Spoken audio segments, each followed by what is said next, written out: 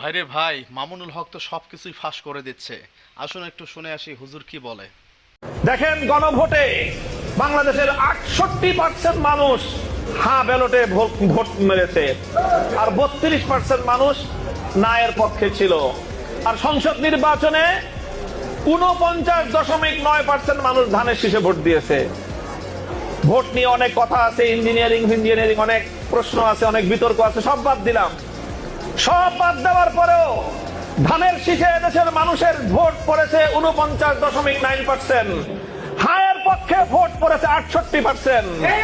আপনারা 49 বা 50% মানুষের সমর্থন নিয়ে 68% মানুষের মতামতকে যদি উপেক্ষা করার চেষ্টা করেন, 68% মানুষ আবার জুলাই বিপ্লবের চেতনা নিয়ে রাজপথে নেমে আসবে। হুজুরের বক্তব্য অনুযায়ী আপনি কতটুকু একমত অবশ্যই কমেন্ট বক্সে কমেন্ট করে জানিয়ে দিন।